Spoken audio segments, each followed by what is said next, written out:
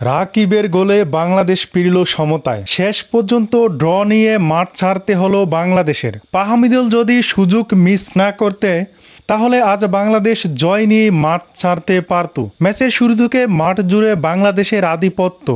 ম্যাচের বেশিরভাগ সময় বাংলাদেশের পায়ে ছিল বল। পাস অ্যাকুরেন্সি ছিল চোখে পড়ার মতো। তবে বিপত্তি ঘটে তারেক কাজীর ফাউল। ডিবক্সের ভিতরে ফাউল করেন তারেক কাজী। হংকং পায় প্লান্টি। ম্যাচের ৩৬ মিনিটে প্লান্টির মাধ্যমে গোল করেন মাঠ ওর। ১-০তে এগিয়ে যায় হংকং।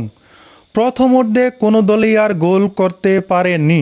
বাংলাদেশ বেশ কিছু আক্রমণ করলেও গোলের দেখা পায়নি। ১-০তে প্রথমার্ধ শেষ করেন বাংলাদেশ।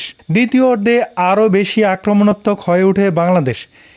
একের পর এক আক্রমণ করে হংকং গোলবারে। ব্যস্ত সময় পার করেন হংকংয়ের গোলকিপার এবং ডিফেন্ডাররা। মূল নাটক শুরু হয় ম্যাচের ৭০ মিনিটে। ম্যাচের ৭০ মিনিটে ফাহামিদুল যদি সুযোগ হাতছাড়া না করতেন তাহলে বাংলাদেশ আরও আগেই ম্যাচে সমতায় ফিরতে পারত। ম্যাচের ৭৬ মিনিটে তারেক কাজীকে ফাউল করার কারণে লাল কার্ড দেখেন অলিভার গার্বি। হংকং পরিণত হয় ১০ জনের টিমে। এই সুযোগ কাজে লাগান বাংলাদেশ। ম্যাচের ৮৪ মিনিটে সাদউদ্দিনের ক্রস থেকে বদলি হিসেবে নামা পাহামিদুলের হেড এবং রাকিবের শুটে বল জালে জড়ায়।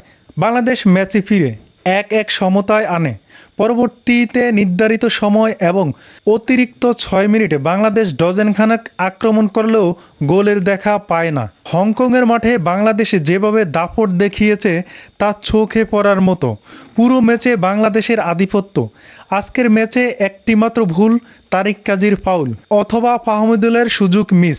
অন্যথায় আজকে রেজাল্ট বাংলাদেশের পক্ষেই আসতো। তবে সম্প্রতি বাংলাদেশ যে ধাঁচে খেলছে, ভবিষ্যতে বাংলাদেশ ফুটবল অনেক দূর এগিয়ে নিয়ে যাবে প্রবাসী ফুটবলাররা। এএফসি এশিয়ান কাপের বাছাই পর্বে বাংলাদেশের পরবর্তী ম্যাচ ভারতের বিপক্ষে ১৮ নভেম্বর। ম্যাচটি বাংলাদেশে অনুষ্ঠিত হবে।